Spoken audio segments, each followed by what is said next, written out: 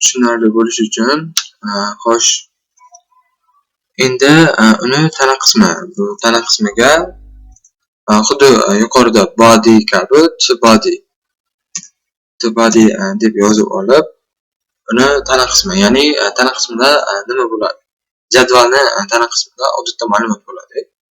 Buni hamma bilsa kerak.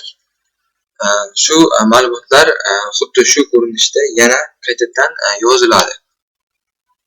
Xo'sh. Mana buni kopirovat qilib olaman. Sizlar qo'lda yozsalaring ham bo'ladi. Birinchi navbatda o'rganish uchun albatta yozishni kuchaytirish kerak. email.com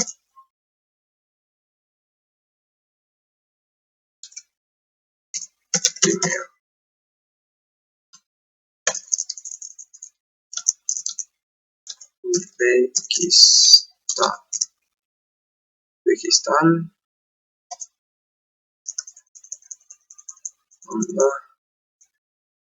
plus 998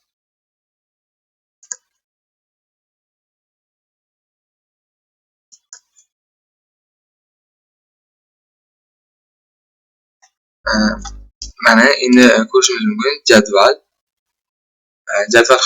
xuddi shunday qilib tuziladi. Birinchi navbatda nima bo'ladi? Birinchi navbatda table bo'ladi.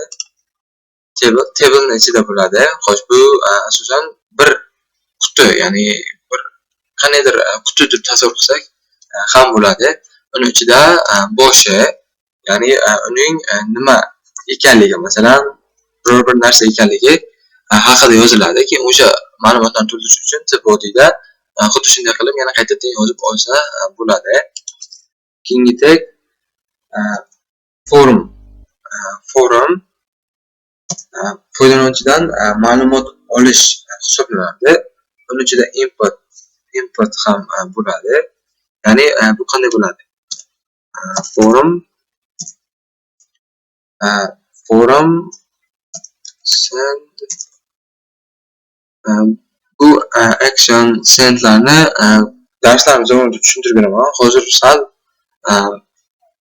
boshim sal og'rib qolishi mumkin. Shuning uchun keyingi darslarda tushuntirib beraman. Hozir nima ekanligini keyingi darslarda tushuntiraman qilib. Xo'sh. Keyin esa unga metod qo'shiladi.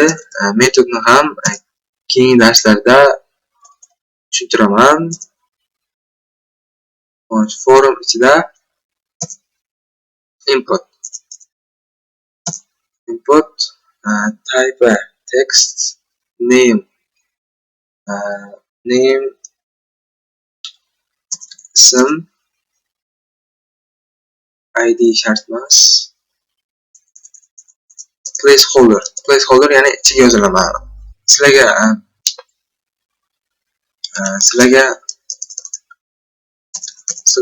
ko'rsataman.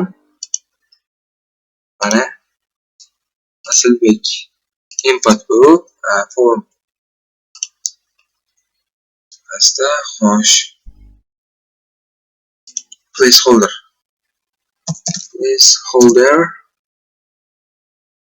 ismingiz nima?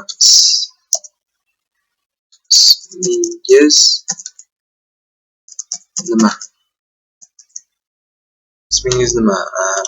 Mana bu yerda ham ko'rinadi. Xo'sh. Keyingisi esa button, tugma hisoblanadi. Button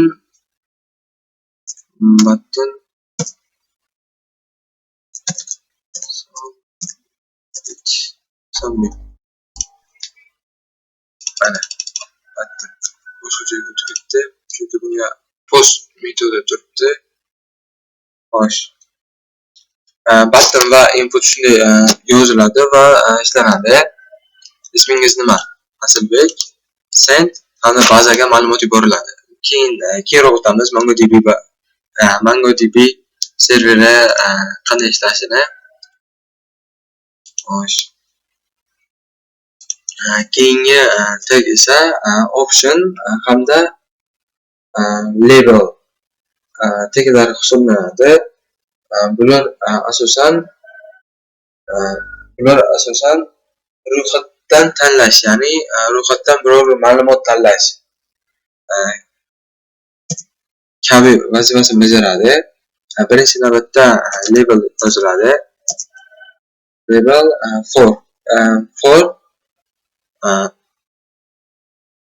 for o'sha ma'lumotni bir-biriga bog'lash uchun ishlatiladi. Ya'ni ID ni. Masalan, til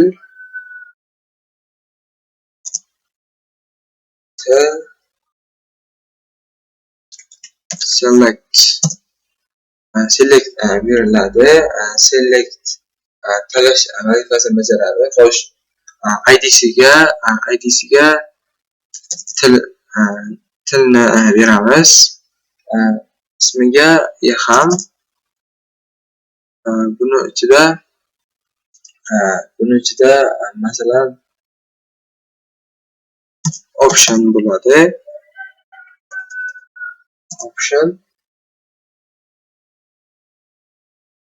Option masalan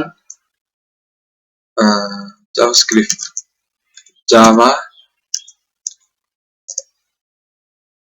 Java bu dasturlash tili, qo'shiqchi emas.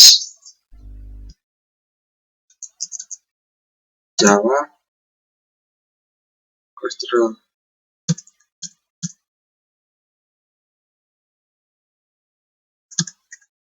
script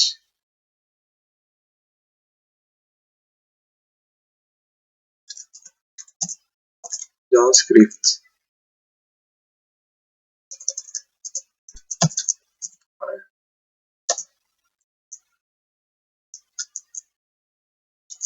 Python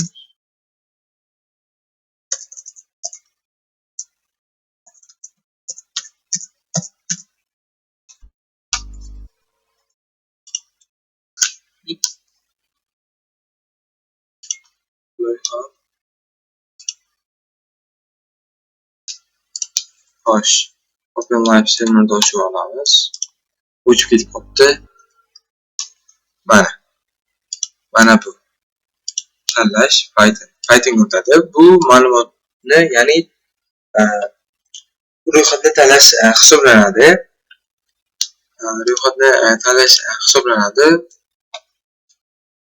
Xo'sh, yana bir ikkita tagimiz qoldimi? BR.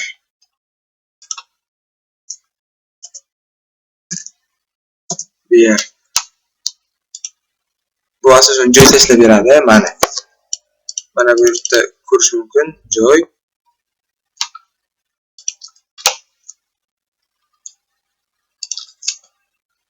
Buni HR ham bor. Bu chiziq tortib beradi. O'ylayman. Xo'sh. Bugungi darsim shundan iborat edi. Buni taglari juda ko'p. Image qolib ketibdi. Rasmlarni saytga qo'shish uchun image tagidan foydalanamiz. U qayerda, qaysi papkalarligini yozish. Uni agar rasm ko'rmay qolsa, uni nomi chiqib turadi. Masalan, biror bir rasm qo'shsak. Qanday rasm bor ekan menda? Xo'sh.